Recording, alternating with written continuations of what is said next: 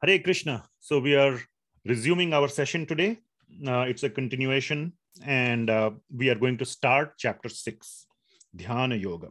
So before we start chapter 6, let us, as usual, before the beginning of each chapter and before the beginning of each session, we recite the Mangalacharan prayers. So let's do that. So let me share my screen. This is Bhagavad Gita as it is, introduction, and let us recite the Mangalacharan prayers. So, Nama Om Vishnu Padaya Krishna Pristhaya Bhutale Srimati Bhaktivedanta Swami Niti Namine Namaste Saraswati Devi Gauravani Pracharine Nirvishesha Shunyavadi Paschatya Deshatarine. Now we will recite from here. Om Ajnanatimirandhasya Jnananjana Shalakaya Chakshurunmilitam Yena Tasmai Shri Gurave Namaha Shri Chaitanya Manobhishtam Sthapitam Yena Bhutale Swayam Rupa Kada Mahyam Tadati Swapadantikam Vandeham Sri Guru Sri Yuta Padakamalam Shri Gurun Vaishnavamscha Shri Rupam Sagrajatam Sahagana Raghunathanvitam Tam Sajivam Advaitam Savadutam Parijana Krishna Chaitanya Chaitanya Devam Devam Shri Sri Radha Krishna Krishna Padan Padana Lalita Sahagana Shri Vishakhanvitamscha He Krishna Karuna Sindhu Dinabandho Jagat Gopesha Gopesha Gopika Gopika Radhakanta Namo Ostute Tapta Tapta Kanchana Kanchana Gaurangi Radha Radhe Vrindavaneshwari Vrindavaneshwari Vrishabhanu Sute Devi Pranamami Pranamami Hari Priye Vanchakalpatrobhyascha Kripa Kripa Sindhubhya Sindhubhya Eva Cha Evacha Patitanam Patitanam Pavanebhyo Vaishnavebhyo Vaishnavebhyo Namo Namaha Jaya Sri Shri Krishna Chaitanya Prabhu Prabhu Nityananda Nityananda Shri Advaita Gadadhara Srivas Adi Gaur Bhakta Vrinda Sri Hare Krishna Krishna Krishna Hare Krishna Hare Hare Rama Hare Hare Rama Ram Rama Rama Hare Hare. Srila Prabhupada ki jai. Okay, very nice. So let's start with chapter 6. So in the beginning of chapter 6, so we will, let's see. So this is, so we'll go back to our Jamboard and chapter 6. Okay, so I will give a quick overview of chapter 6 and then we will start the verses of chapter 6. So chapter 6 is called, I always get confused,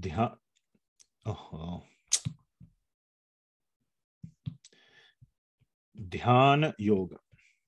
Another name for this is Ashtanga. Ashtanga Yoga, which means there are 8 steps of this yoga, which is called as Dhyana Yoga. And I will list down those 8 steps shortly. But the result, like I mentioned, is to control the mind. That is the end result or the goal of this process. And when the mind is completely controlled, attaining Jnana becomes a byproduct. One when attains Jnana, and when one attains Jnana, performing Nishkama Karma Yoga is also a byproduct. So all those things happen naturally. So this is about controlling the mind and seeing Paramatma. And Paramatma has a specific form. So seeing the form. The form is a very important aspect of Dhyana Yoga. So in the analogy that we had given in previous classes, the cake, if you are far away from the cake, you can just smell it. And you see that, yes, this is such a nice smell. For a hungry person, the smell of the food itself is very sweet. So for a person who is afflicted by the miseries of the material world, just the thought of Brahman, so this smell of the cake is like Brahman and is very, very sweet. But when you come closer, you can see the form of the cake. It's a cake made of, with strawberries, with blue color icing and with happy birthday written on it, with, some strawberries and whatever else on top. Very nice cake. So you can see the form of the cake and your mouth begins to salivate even more. So seeing, this concept of seeing Paramatma, which means the form of Paramatma, is very important. And this form is the Vishnu Murti form. Now, of course, I am speaking this theoretically. I have no realization or practical experience of this, far from it. So please, understand that this is theoretical knowledge. Vishnu Murti means the four-handed form with Shankha, Chakra, Gada, Padma. That is the Vishnu Murti form. So when one realizes the Paramatma, he actually is able to see the Vishnu Murti within the heart. That's what it is said. So that is the that's the goal or the objective of Dhyana Yoga, to control the mind and to see Paramatma. Now, this chapter is kind of goes till from verse number 1 to verse number 26 is the description of Dhyana Yoga or Ashtanga Yoga. 27 to 27, 28, 29, 30, 31, and 32 is a very beautiful description. It is encoded, and I will decode it for you. Encoded description of the 3 levels of realization, which is Brahman, Paramatma, and Bhagavan, the Lord himself, which is Krishna. So at the end, just like in chapter 5, at the very last verse, Lord Krishna reveals that I am that Brahman. You may think you are trying to go towards Brahman, but everything you have been doing is for me. Gyatva mam shantim rachati. I am the one for whom you have been doing all this. I am the receiver. You have been putting all your things into the mailbox, thinking it is going to Brahman, but the post office is redirecting it towards me. I am the receiver. So that same concept Lord Krishna gives, that even though you may be thinking that you are serving Paramatma, you are trying to realize Paramatma, ultimately there is no difference between Paramatma and me. That comes in verse number 6.31, I believe. Let me just quickly check. Yes, that is 31. And so that's how the chapter ends. And there is one more verse at 6.32. Dhyana Yoga ends. The description of Dhyana Yoga ends. Now, by this time, Arjuna has been patiently listening from chapter 2 onwards. Chapter 1, Arjuna was speaking. Chapter 2, Lord Krishna started speaking. And Lord Krishna kept speaking for 5 chapters, 2, 3, 4, 5, 6. And one is building on top of the other. To do Nishkama Karma Yoga, I have to do Jnana. To attain Jnana, I have to control the mind, which is Dhyana. And now Arjuna says, this does not look practical. So we will see again a different form of Arjuna's lamentation. So if Arjuna would have accepted this process of dhyana, then chapter 6 would have ended at 32. But then Arjuna's sort of second lamentation, second because the first one happened in chapter 1. His second lamentation occurs, saying, first he said, I don't want to fight. Then Lord Krishna told him all these things. Then Arjuna says, I cannot do all this either. You want me to fight? I don't want to fight. Then you want me to do all these types of yoga? I cannot do all these types of yoga either. And then very beautifully, Lord Krishna describes in 6.33, 33, 34 is Arjuna's question, and then some question answer and all that. Arjuna's lamentation and Lord Krishna's Answer goes on from 33 to 6.46. And then in the very last verse, 6.47, Lord Krishna very strongly emphasizes Bhakti Yoga. That all these things is fine, but the best, the easiest process is Bhakti. And then Lord Krishna starts talking about Bhakti, starting from chapter 7. Now, the most important part for us in this whole discussion, can anybody guess which one it is? Is it this portion, A, or is it this portion, B, for us? B. Portion B. B. Why is that? Indra ma'am? Because in our mind also the similar questions arises. Exactly. Yes, that is the reason. What is the use of all the knowledge when you cannot act on it? And that whole description is A, part A. Okay. You ask, I don't know, whoever is the, there was this chess championship going on recently between, I forget the other person's name, but the champion was, what was his name? Magnus Carlsen. You ask him, how do you play chess? And he tells you all these techniques or whatever goes on in his mind, and you are sitting and, bhais ke aage been baaje aur bhais khadi paguraye. So you are just, that's what is happening to Arjun. He cannot understand or he cannot act on anything that Lord Krishna is saying so far. So he asks that question, which is very, very pertinent for us. What do we do in that situation if we cannot act on anything what you have said? None of it makes sense. Then Lord Krishna gives a very beautiful answer, and that is part B of chapter 6. So therefore, that second part of chapter 6, starting from 33 onwards, makes it the most important part of that chapter. So I just want you to remember that, and as we come along that part, please pay very careful attention. But we will still go through the first 32 verses and see what Lord Krishna says in the description of Dhyana Yoga. Okay, so let us start our journey.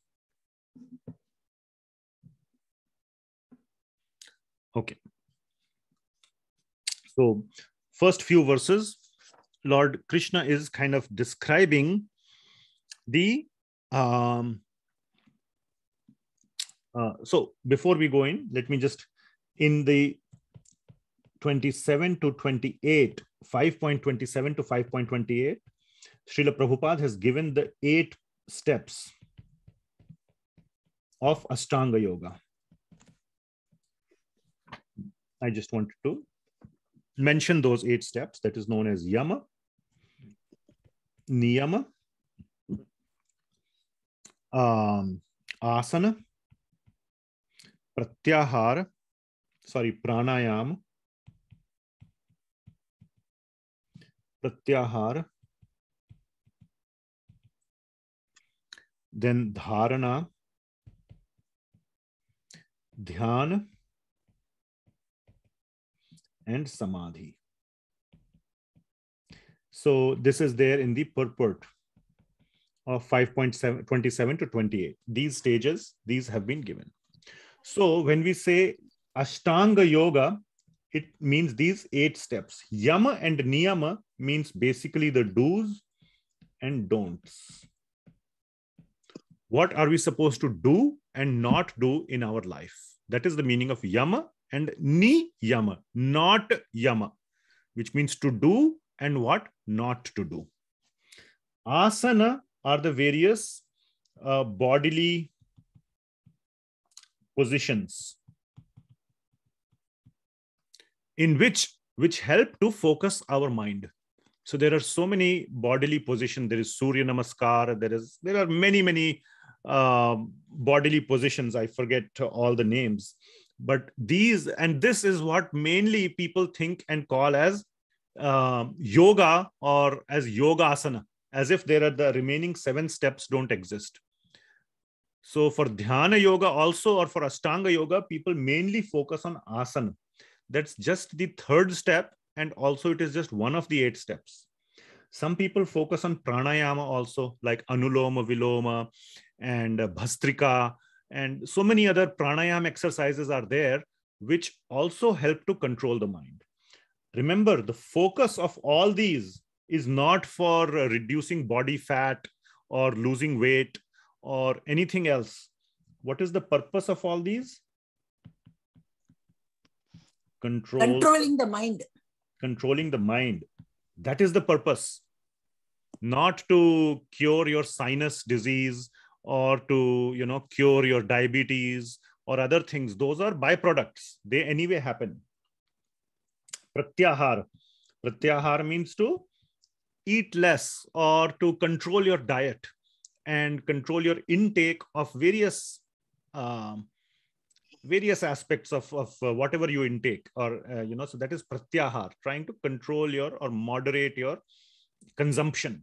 That is pratyahar. Dharana is, now it begins to go into the actual state of the mind, where you focus your mind on the supreme. Dhyana, we already talked about dhyana, the state when you stop breathing, you stop, close your eyes, shut off all the senses. So dhyana, a very good description is given in 5.27 to 5.28. This is a good description of dhyana. And samadhi is when you achieve the goal. Achieve the goal, which means you are able to see Paramatma in the state of samadhi. So these are the 8 stages of Ashtanga Yoga. And the purpose is to control the mind and finally get darshan of Paramatma. Okay, great.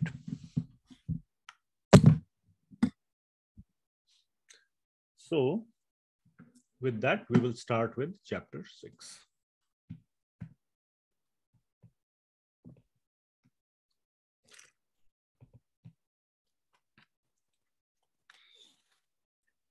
All right. So in the first 2 verses, 6.1 to 6.2, Lord Krishna is saying basically that yoga and sannyasa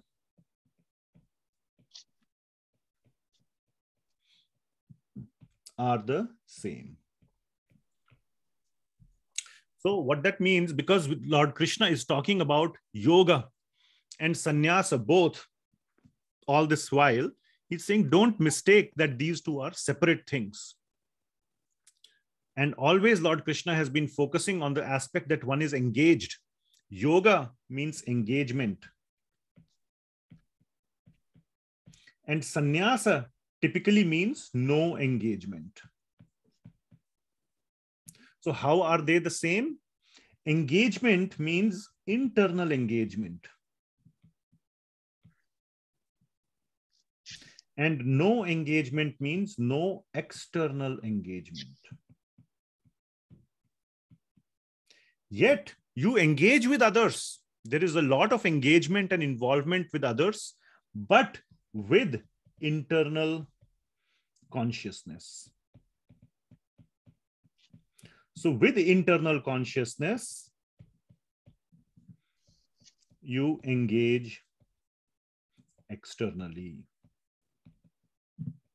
So that is the meaning of this combined meaning of yoga and sannyasa being the same. Be focused internally, but act externally. So text 1 and 2. So Shri Bhagavan Uvacha. So chapter 6 we are beginning. Text 1. Shri Bhagavan Uvacha.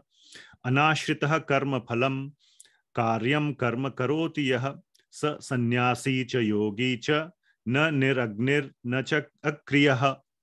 So what Lord Krishna is saying is that the one who is unattached to the fruits of his work and who works as he is obligated in the renounced order of life. So anashrita karma phalam, without taking the shelter of karma phala, which means I want the karma phala, without that mentality, karya karma karoti yah, you do your duty. So that means you do your duty in a detached way. Sa sannyasi, sa cha yogi cha. So such a person is a sannyasi and a yogi. It doesn't matter whether he's a sannyasi or a yogi. He is both. Na nir agnir na cha akriya. Not a person who does nothing. Na nir agnir na cha akriya, who does no duty. Nir agnir means who lights no fire, which means he does not a person who performs no duty, but who does his duty in a detached way, which means the same thing as I have written here, with internal consciousness focused internally, engaging externally. So this concept has been covered earlier also, and Lord Krishna is just introducing or reintroducing that part. Text number 2.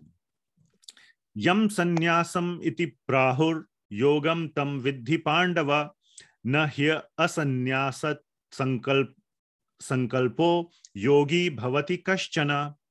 So what is called renunciation, you should know to be the same as yoga.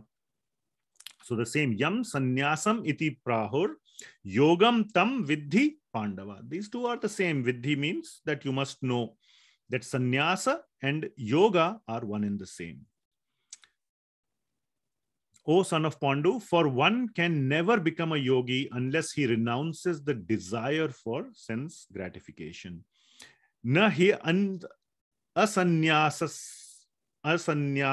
sankalpo yogi bhavati kaschana. Without that internal detachment, the detachment has to be internal, taking that strong desire, the sankalpa of detachment internally. Without that, you can never become a yogi.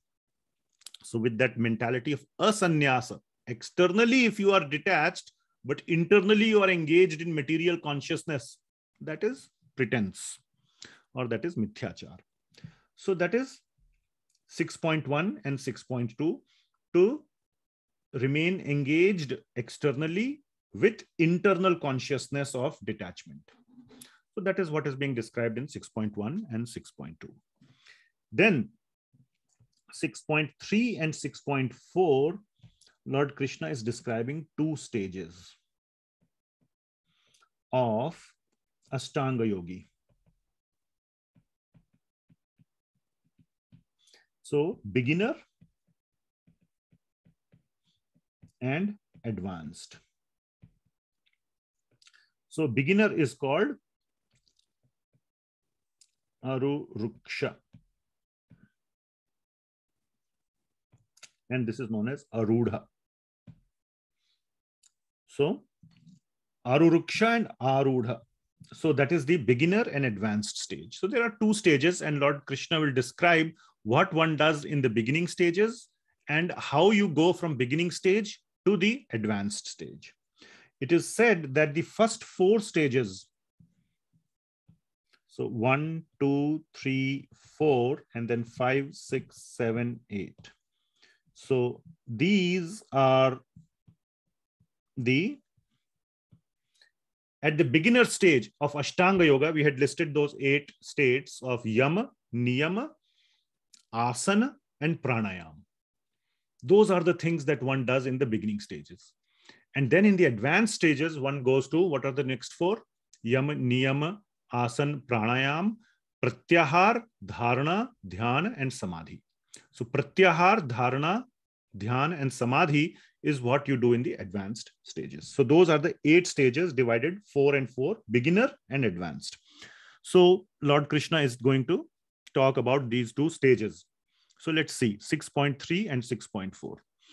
Arurukshor muner yogam karma karanamuchyate yoga arhudasya tasyeva shamah karanam uchyate. So one translation for one who is a neophyte. Neophyte means Arurukshor, or a beginner. In the 8-fold yoga system, the Ashtanga yoga system, work is said to be the means.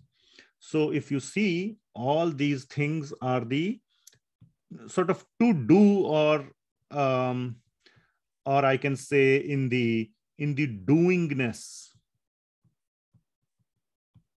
Not to do. I said niyam is to do, and yama is to do, and niyam is don't do, but it's all in the doingness. What to do, it is sort of the external. And then these four are in the beingness, internal. So that is the difference. So externally, you start doing stuff, and then you come to the state of being. Okay. So you start by practice. So you can think of it like the first stage being that of practice leads to expertise.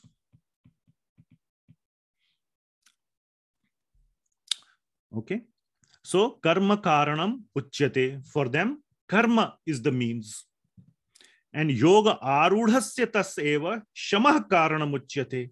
Shamah means to cease, to stop all activities. So focusing inward. So therefore, this is external, this is internal. Shamah karanam uchyate, to cease all external activities and focus all your consciousness internally. So that is the difference, external and internal, between the beginner and advanced. Text number 4.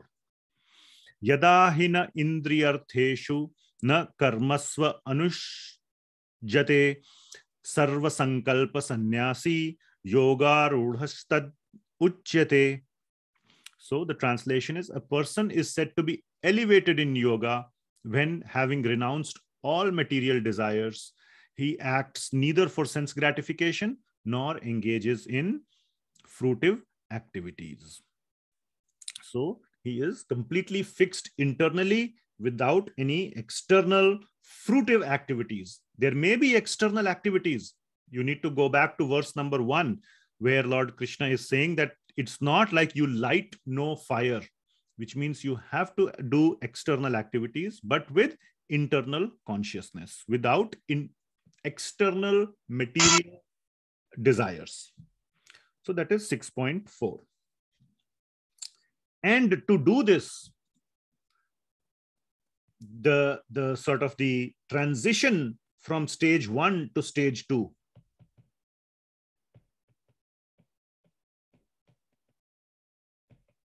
which is beginner to advanced, or aruruksha to arudha, the transition is control of mind, or I would say the degree of one's ability to control his or her mind. That is the transition. That is the difference. So here in verse numbers 5 and 6, Lord Krishna is pointing it at this aspect, that the ability or the degree to which you are able to control your mind will make you go from beginner to advanced stage. That is the key difference, how you are able to control your mind. So we will see 6.5 and 6.6. Uddhared atmana atmanam na atmanam avasadayet atma eva hi atmano bandhur atma eva ripuratmanaha. So one must deliver himself with the help of the mind and not degrade himself. So one must use the mind to go above, to go from stage 1 to stage 2. Stage 1 is here, stage 2 is here. And the steps to go up are mind control. Those are the steps that you need to climb to go from one to the other. Atma eva hi atmano bandhur. Mind is the friend. So if you want to go up, you have to use the friend, which is these steps or mind control. So mind is the friend if you want to go up. Atma eva ripuratmanaha.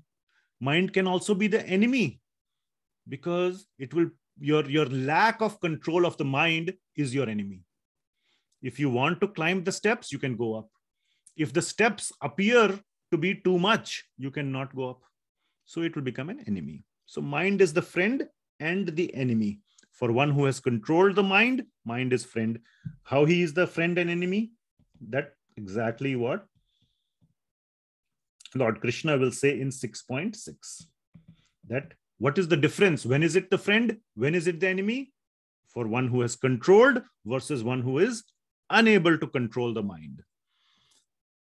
Now, again, I will say, all of you, please focus on how much you can do this. Lord Krishna is continuing to talk about mind control, and he will talk about that whole stage of samadhi, etc. Please see, can you do this? Arjuna said he cannot do it.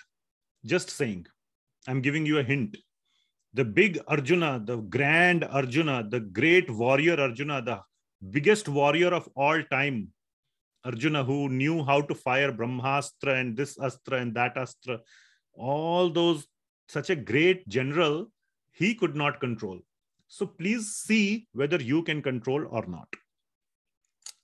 Whether mind is your friend or your enemy. So 6.6. Bandhuratma atmanastasya yenatma eva atmana jitah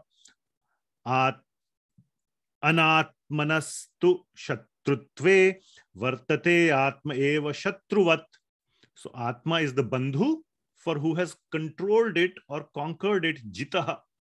One who has jitah the mind, who has controlled the mind. For him, bandhur atma atmanas tasya. For such a person, the atma or the mind, here the word atma is mind, is bandhu, friend. Otherwise, he is anatmanastu shatruve. For a person who has not controlled, he is the friend. So that is the friend-enemy relationship. Either you can make the mind your friend, but the condition is you have to control the mind. Then the mind becomes a friend. If the mind is uncontrolled, then it stays or it becomes an enemy. So that is the friend-enemy aspect of the mind.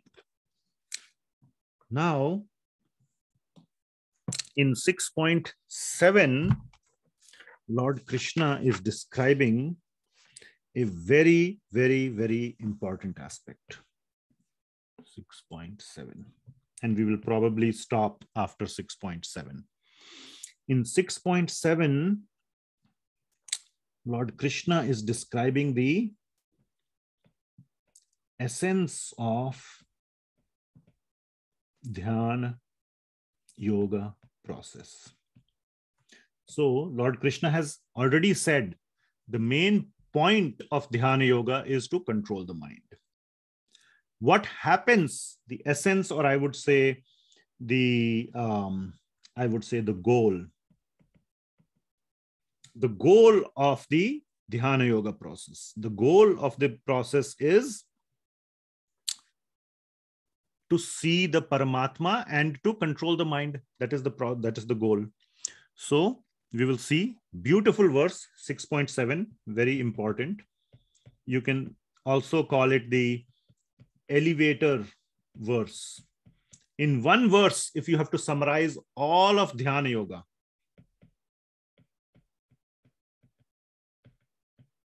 it is 6.7.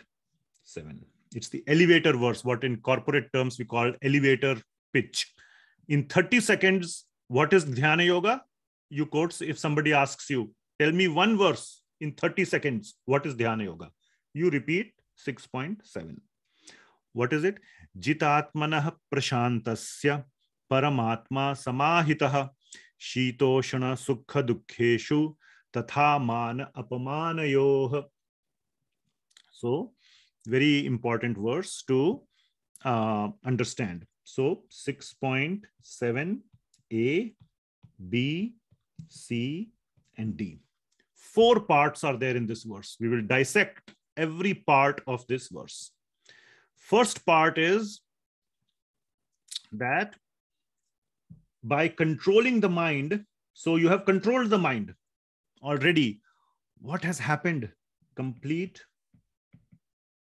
peace, or Srila Prabhupada has translated as tranquility, by control, by full control, I will say, of the mind. Complete peace, complete tranquility. Prashantasya jita atmanaha. By control, jita means by victory over the mind. One who has gained victory, jita atmanaha. Jisne jeet liya atma ko, matlab man ko. What does he experience? Prashantasya. Complete tranquility by this control of mind. So he attains complete peace and tranquility.